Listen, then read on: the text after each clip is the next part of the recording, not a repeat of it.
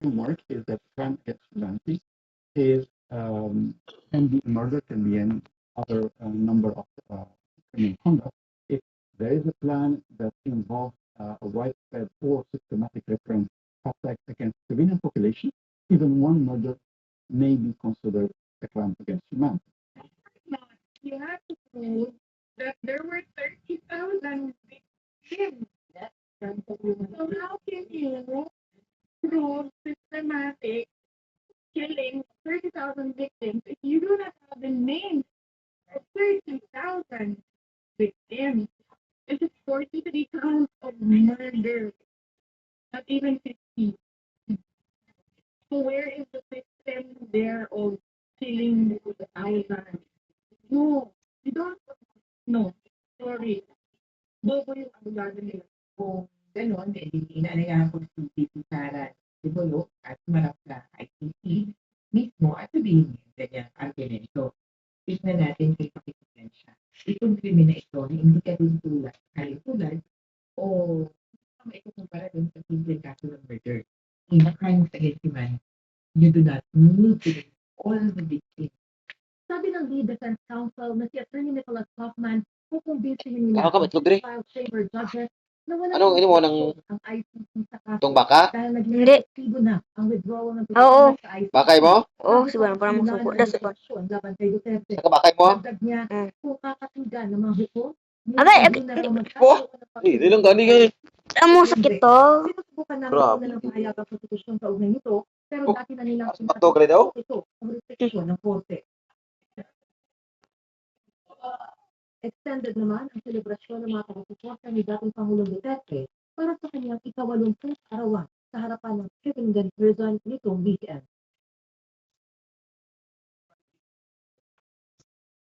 Kaya ang nauna lang sinabi ni Vice President Sara Duterte na hindi sila nabigyan pa ng confirmation na makadalaw ngayong araw sa kulungan na para makita ang kanilang ama. Pero nag-aantabay pa rin tayo sa kanilang pagbisita o dating baka mabigyan din sila ng confirmation anumang oras ngayon. At samantala bukas naman ay yung confirmation ibinigay kay Vice President Sara, ayon sa kanya ay binigay na muna niya sa kanyang kapatid na si Veronica para ma-maximize ang kanyang pananatili dito sa The Hague, Netherlands. At yan pa rin ang pinakasariwang balita mula dito sa The Hague, Netherlands. Balik sa email.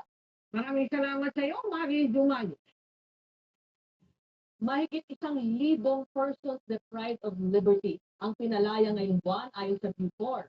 Bagamat malaking kabawasan, nananatiling 60 sa ibang kulungan, kaya may mga papayagan para maging presko ang mga PDL ngayong tag-init.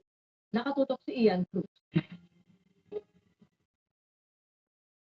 Paglaya ko po, bagong buhay na po ako, maging negosyo po ako.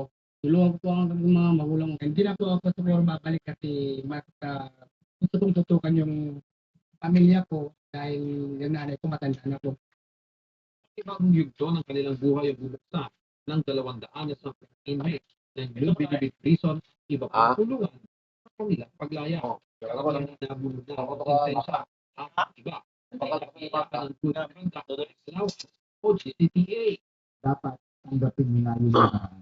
Tanggapin yung nakaraan, pero huwag niyo hayaan yung nakaraan niyo ang tutukoy sa inyo. Moving forward, no? Dapat sa una pa na.